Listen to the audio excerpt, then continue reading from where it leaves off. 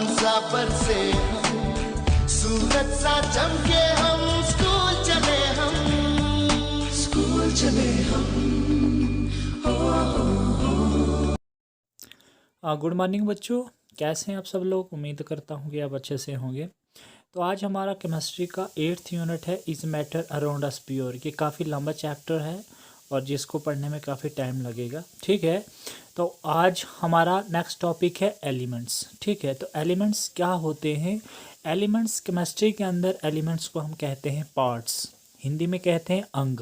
ठीक है, तो एलिमेंट्स का मतलब होता है पार्ट्स, मतलब कितने पार्ट्स जो हैं पीरियोडिक टेबल के अंदर होते हैं, उस पार्ट्स का क्या होता है, कितने एलिमेंट जोड़कर हमारा पीरियोडिक टेबल बनता है, कितने अंग मिलाकर हमारा पीरियोडिक टेबल बना है, तो उसको हम कहते हैं एलिमेंट्स। तो Robert Boyle was the first scientist to use the term element in 1661। तो रॉबर्ट बाइल जो था वो एक साइंटिस्ट था जिसने 1661 ईस्वी में एलिमेंट टर्म जो थी वो डिस्कवर की थी, बनाई थी। ठीक है, Antony Laurent लेवोसर 1743 to 94, a French chemist, was the first to establish an experimentally useful definition of an element। तो केमिस्ट्री में बहुत सारे साइंटिस्टों ने अपना कोलैबोरेशन दिया है पीरियोडिक टेबल को डेवलप करने के लिए। जैसे एक एंटोनी लॉरेंट लेवोसर था, न्यूलास ऑक्टवेज था, डिमित्री मेंडलीव था, तो बहुत सारे जो थे, रदरफोर्ड था, बहुत सारे साइंटिस्ट थे जिन्होंने एलिमेंट को डेवलप करने में मदद की थी।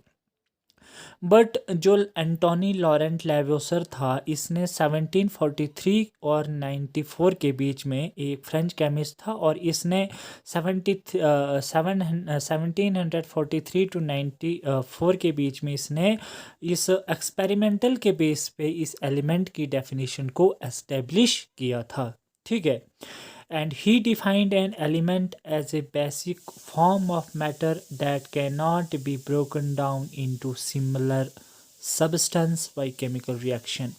And he defined an element, और इसने एक एलिमेंट, एक पार्ट, पीरियोडिक टेबल के पार्ट को किस तरह डिफाइन किया था, उसके बारे में किस तरह एक्सप्लेन किया था। तो वो किया था बेसिक फॉर्म ऑफ मैटर। जो बेसिक फॉर्म मतलब एक किस्म का जो मैटर था, वो बेसिक एक मैटर केमिस्ट्री के अंदर, मतलब मैटर हम उस चीज़ को कहेंगे, थिंग को भी हम मैटर कह सकते हैं। And that can not be broken down into simpler substance by chemical reaction. कि ऐसी कोई चीज़ या ऐसा कोई मैटर जिसको हमने डिफाइन तो किया था, बट वो सिंपलर सब्सटेंस में केमिकल रिएक्शन के द्वारा वो ब्रोकन हो सकती है या नहीं हो सकती है।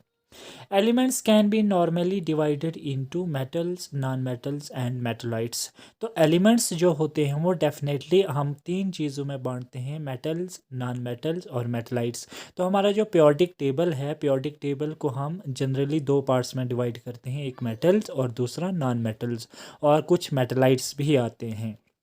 ठीक है, तो metals usually show some are all of the following properties. जो मेटल्स होते हैं वो कुछ प्रॉपर्टीज शो करते हैं, कुछ प्रॉपर्टी शो करते हैं। प्रॉपर्टीज़ मींस कि कोई आपका लश्चर शो करेगा, कोई शाइन करेगा, किसी का डल लश्चर होगा, तो ये शो करते हैं। ठीक है, तो फर्स्ट पॉइंट है आपका मेटल्स का, they have a lustre shine. मतलब जितने भी हमारे मेटल्स होते हैं वो सारे शाइन करते हैं, वो सारे चमकते हैं। सेकंड टाइप है इसकी, दे हैव सिल्वरी ग्रे और गोल्डन येलो कलर। तो इनकी कलर कैसा होता है मेटल्स का, जनरली आपका सिल्वर, ग्रे और गोल्डन, मतलब एक सिल्वर और गोल्डन येलो कलर के ज़्यादा कलर के मेटल्स होते हैं। थर्ड पॉइंट है आपका, they conduct heat and electricity, और इनके अंदर हीट और इलेक्ट्रिसिटी पास होती है। ठीक है, मेटल्स के अंदर, मेटल की बात कर रहा हूँ, तो मेटल्स के अंदर क्या होता है, हीट एंड इलेक्ट्रिसिटी पास होती है। And they are ductile. तो डक्टाइल होता है can be drawn into wires, और डक्टाइल का मतलब होता है कि इलेक्ट्रिक करंट जो होती है, इलेक्ट्रिसिटी जो होती है, वो वायर्स के थ्रू पास होती है। अगर होती है तो उसको हम डक्टाइल कहेंगे, और नहीं पास होती है तो उसको हम नॉन डक्टाइल कहेंगे। ठीक है, तो they are ductile can be drawn into wires. तो मेटल्स के अंदर आराम के साथ इलेक्ट्रोलिसिस कर सकते हो। इलेक्ट्रोलिसिस का मतलब कि उसके अंदर आप इलेक्ट्रिक करंट पास करा सकते हो। नेक्स्ट पॉइंट है आपका they are malleable can be hammered into the sheet. और मैलिएबल का मतलब है कि ये जो मेटल की शीट होती है इस पर आप क्या है थोड़े थोड़े पतले शीट पर क्या कर सकते हो, उसके हैमर भी कर सकते हो, ताकि आप देख सकते हो कि ये हैमर से ब्रोकन तो नहीं हो रहा है। अगर आपका ब्रोकन होगा तो आपका मेटल्स नहीं होगा, वो नॉन मेटल होगा। ठीक है, अगर आपका हैमर्ड से भी थिन शीट नहीं टूटती है तो that is also called as metals. Next point है आपका they are sonorous making a ringing sound when hit. तो सोनरस उस चीज़ को कहते हैं जब मेटल्स क्या है, जब मेटल्स को हम मारेंगे, हिट करेंगे, तो हिट करने के बाद अगर वो साउंड प्रोड्यूस करता है, बनाता है, तो उसको हम सोनरस कहते हैं। ठीक है, एग्जाम्पल्स है मेटल्स की। Metals examples of metals are gold, silver, copper, iron, sodium, potassium extra and mercury is the only metal that is liquid at room temperature.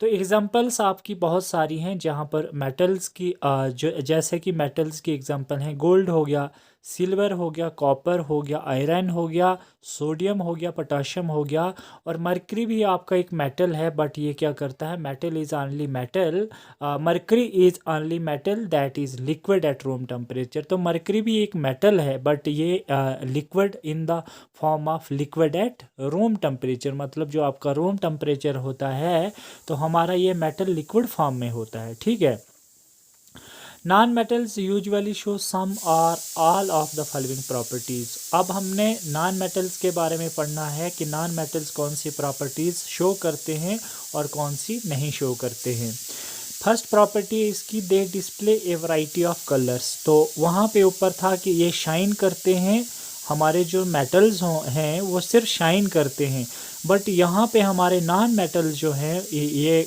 काफ़ी वैराइटीज़ ऑफ कलर्स में डिस्प्ले करते हैं, दिखाए जाते हैं। सेकंड पॉइंट है आपके they are poor conductors of heat and electricity. और वहाँ पे ऊपर जो था मेटल्स में, तो मेटल्स जो है वो इजीली से इलेक्ट्रिसिटी और हीट पास करते थे, बट नॉन मेटल जो होते हैं वो इलेक्ट्रिसिटी और हीट को पास नहीं कर सकते हैं, they are poor conductors. Third point है आपका they are not lustrous, sonorous और मैलिएबल। तो ये ना ही लस्चरस है, ना ही ये शाइन करता है, ना ही ये सोनरस है। मीन्स जब हम इसको हिट करते हैं तो हिट करने के बाद इससे साउंड मेकिंग नहीं होती है। तो मैलिएबल होता है आपका कि अगर हम इसकी थिन शीट ले लें तो हैमर्ड करने के बाद ये ब्रोकन होता है या नहीं होता है। अगर होता है, हो सकता है, तो ये मेटल होगा, अगर नहीं हो सकता ये नॉन मेटल है। ठीक है, तो ये कुछ एग्जांपल्स थी मेटल्स और नॉन मेटल्स की, जो अच्छी तरह आप पढ़ लेना। और अगर आपको समझ नहीं आया होगा या समझ में कहीं आपको प्रॉब्लम या कन्फ्यूजन होगी तो आप मुझे मेरे व्हाट्सएप नंबर पर कमेंट करना, और ताकि हम इस टॉपिक को अच्छे से पढ़ें। और आप जितना इस टॉपिक को प्रेफरेंस दोगे, मीन्स जितना इस टॉपिक को अच्छे से पढ़ोगे, तो आप केमिस्ट्री के अंदर पीरियोडिक टेबल को अच्छे से पढ़ पाओगे। ठीक है, तो आप इसका प्रॉपरली होमवर्क भी करना, और होमवर्क मेरे व्हाट्सएप नंबर पर सेंड कर देना। यहाँ पर मैं देख रहा हूँ कि बहुत कम बच्चों का रेस्पॉन्स मुझे आ रहा है, और यूजुअली मैं 9th स्टूडेंट्स की बात कर रहा हूँ। 9th स्टूडेंट्स के बहुत बच्चे मेरे को कम रेस्पॉन्स दे रहे हैं।